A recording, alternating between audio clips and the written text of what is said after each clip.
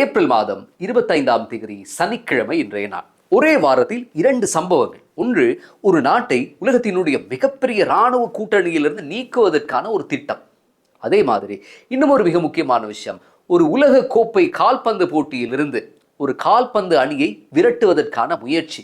இந்த 2 சம்பவங்களுக்கும் பின்னால் இருப்பது ஒரே நாடுதான், அது அமெரிக்கா. இது ஒரு நாடு தன்னிடம் இருக்கக்கூடிய அதிகாரத்தை எப்படி ஒரு ஆயுதமாக பயன்படுத்துகிறது என்பதற்கு ஒரு நல்ல சான்று. முதலாவது சம்பவம், பென்டகனினுடைய உள்ளக இமெயில் ஒன்று இந்த வாரம் வெளியாகியிருந்தது. அதில் என்ன எழுதியிருந்தது தெரியுமா? ஸ்பெயினை நேட்டோவிலிருந்து நீக்க வேண்டும். ஒரு பாரதூரமான ஒரு அறிக்கை. யூகேயினுடைய ஃபோக்லண்ட் தீவுகளுக்கான ஆதரவை திரும்ப பெற வேண்டும்.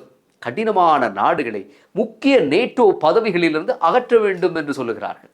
ஏன் இந்த கோபம்? ஸ்பெயின், இட்டலி, பிரான்ஸ் இந்த நாடுகள் ஈரான் மீது தாக்குதல் நடத்த தங்களுடைய இராணுவ தளங்களையும் வான்வெளியையும் அமெரிக்காவுக்கு வழங்குவதற்கு மறுத்த நாடுகள். ஸ்பெயினிடம் நேவல் ஸ்டேஷன் ரோட்டா, மோரன் ஏர்பேஸ் என்று சொல்லி 2 முக்கியமான அமெரிக்க இராணுவ தளங்கள் இருக்கின்றன. ஆனால் ஸ்பெயின் பிரதமர் பெட்ரோ சாnchez ஈரான் மீதான தாக்குதலை சட்டவிரோதமான ஆபத்தான இராணுவ தலையீடு என்று சொல்லி வந்தார். அது மாதிரி ட்ரம்ப் அதுக்கு என்ன சொன்னார் என்றால், ஸ்பெயின் ஹேஸ் பீன் டெரிபிள். ஸ்பெயினுடனான எல்லா வர்த்தக உறவுகளையும் துண்டிக்க சொன்னேன். நாங்கள் ஸ்பெயினுடன் எந்த தொடர்பும் வைத்துக் கொள்ள மாட்டோம் என்று சொல்லி பதிலளித்திருந்தார். இப்போது ஒரு கேள்வி, நேட்டோ என்றால் என்ன? நோர்த் அட்லாண்டிக் ட்ரீட்டி ஆர்கனைசேஷன், ஒரு கூட்டு பாதுகாப்பு கூட்டணி ஒன்று 1949 ஒரு நோக்கத்துக்காக உருவாக்கப்பட்டது. எல்லா நாடுகளும் சம அளவு உரிமையுடன் பங்கெடுப்பதுதான் அதனுடைய அடிப்படை கொள்கை. ஆனால் இன்று அமெரிக்கா என்ன சொல்லுகிறது? எங்களுடைய போரில் பங்கெடு, இல்லை என்றால் கூட்டணியிலிருந்து வெளியே போ. இங்கே ஒரு முக்கியமான உண்மை இருக்கிறது. நேட்டோவினுடைய 1949 ஒப்பந்தத்தில் எந்த உறுப்பு நாட்டையும் நீக்குவதற்கான எந்த சட்ட விதியும் இல்லை. அதாவது ஒரு நாடு தானாக நினைத்தால் மட்டும்தான் நேட்டோவிலிருந்து விலக முடியும். ஆர்டிகல் 13 படி ஒரு வருட முன்னறிவிப்புடன் தாமாக விலகினால் மட்டும்தான் அதுக்கான சாத்தியம் இருக்கிறது. அதாவது ட்ரம்பால் ஸ்பெயினை நீக்க முடியாது, சட்டம் அனுமதிக்காது. ஆனால் இந்த இமெயில் ஏன் அனுப்பினார்கள்? அது ஒரு சிக்னல் மாதிரி, ஐரோப்பிய நாடுகளுக்கு ஒரு எச்சரிக்கை செய்தி. மேயர் பிரவுன் என்ன சொல்லுகிறார் என்றால், சட்டம் என்ன சொல்லுகிறது என்பது முக்கியம் அல்ல, நாங்கள் என்ன நினைக்கிறோம் என்பதே முக்கியம். இதுதான் அமெரிக்காவின் செய்தி என்று சொல்லுகிறார்.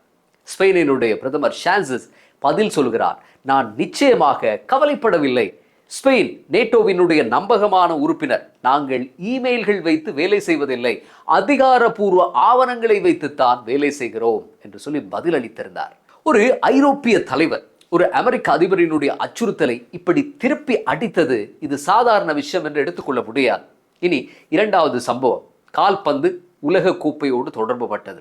ஸ்பெயினின் சம்பவத்தை வேண்டுமென்றால் ஒரு அரசியல் என்று சொல்லலாம். ஆனால் இந்த 2வது சம்பவம், ட்ரம்பினுடைய ஸ்பெஷல் என்வாய் பாலா ஃபிஃபாவினுடைய தலைவர் ஜியானி இன்ஃபான்டினோவிடமும் ட்ரம்பிடமும் ஒரு கோரிக்கை வைத்திருக்கிறார். 2026 உலக கோப்பையிலிருந்து ஈரானை நீக்கி அந்த இடத்தில் இத்தாலியை கொண்டு வர வேண்டும்.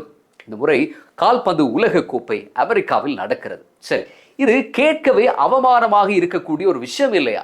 ஈரான் சரியான தகுதி பெற்று அந்த வழியில் வந்து உலக கோப்பைக்கு தேர்வாகி இருக்கிறது. இத்தாலியோ பொஸ்னியாவிடம் பெனால்டி ஷூட் அவுட்டில் தோற்று தகுதி இழந்திருக்கிறது 3வது தடவையாக. சரி, பிரெயின் கார்ட் ஜாம்போலியின் நியாயம் என்ன?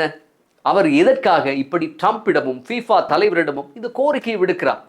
இத்தாலி 4 முறை உலக கோப்பை வென்றிருக்கிறதாம், அவர்களுக்கு இடம் கொடுக்க வேண்டுமாம். மேலும் இது என்னுடைய கனவு அப்படின்னு சொல்கிறார். அது என்ன கனவு?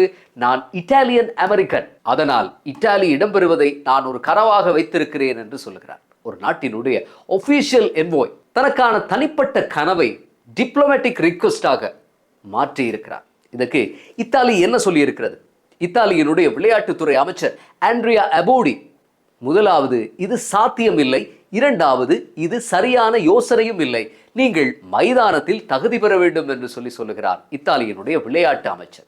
இத்தாலியின் ஒலிம்பிக் கமிட்டி தலைவர் லூசியானோ என்ன சொல்லுகிறார்? நான் அவமானப்படுவேன், உலக கோப்பைக்கு தகுதி பெற வேண்டும், அது வேறு வழியில் வரக்கூடாது என்று சொல்லுகிறார்.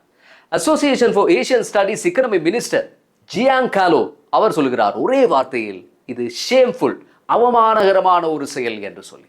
ஒரு இத்தாலியனுடைய பயிற்றுவிப்பாளர் வேறொரு கோணத்தில் சொன்னார், இத்தாலிக்கு ட்ரம்பின் ஆதரவு தேவைப்படாது என்று சொல்லிவிட்டார். ஃபீஃபாவோ தெளிவாக சொல்லிவிட்டது, ஈரான் கலந்து கொள்கிறது. லாஸ் ஏஞ்சல்ஸில் ஜூன் 16 முதல் அவர்களுடைய ஆட்டங்கள் நடக்கும். ஈரான் இந்த போட்டிகளுக்கு வர வேண்டும். அவர்கள் தகுதி பெற்றிருக்கிறார்கள். அவர்கள் இந்த போட்டிகளில் விளையாடுவதற்கான முழு தகுதியும் கொண்ட ஒரு சிறந்த அணி என்று சொல்கிறது. ஆனால் இந்த முயற்சி ஏன் நடந்தது என்று யோசித்தீர்களா? இது ஒரு வெளிப்படையாகவே ஒரு பொலிட்டிக்கல், ஒரு அரசியல் ரீதியிலான ஒரு நகர்வு. ட்ரம்ப் இத்தாலியினுடைய பிரதமர் ஜார்ஜியா மெலோனியுடனான உறவை சரி செய்வதற்கு முயன்றிருக்கிறார். உங்களுக்கு தெரியும், ஏற்கனவே பாப்பரசர் லியோ தொடர்பாக கடுமையாக விமர்சித்து அதற்கு பிறகு இத்தாலியினுடைய பிரதமரினுடைய விமர்சனத்துக்கு உள்ளானார் ட்ரம்ப். இப்போது அந்த உறவை சரி செய்ய முயற்சி செய்கிறார்களா? ஏனென்றால் ஈரான் போரை மெலோனி ஆதரிக்காத காரணத்தால் ட்ரம்ப் அவரை ஏற்றுக்கொள்ள முடியாத ஒருவர் என்று கூறியிருந்தார். பிரெயின் கார்ட், அதாவது இத்தாலிக்கு ஒரு கிஃப்ட் கொடுக்க முயன்றிருக்கிறார், ஈரானை பலி கொடுத்து. இந்த இரண்டு சம்பவங்களும் சொல்லக்கூடிய செய்தி என்ன? ஒரே வாரத்தில் இரண்டு சம்பவங்கள். ஒன்றில் சட்டப்பூர்வ நேட்டோ உறுப்பு நாட்டை அச்சுறுத்துகிறார்கள், ஏனென்றால் அவர்கள் அந்த போருக்கு ஒத்துழைப்பு வழங்கவில்லை.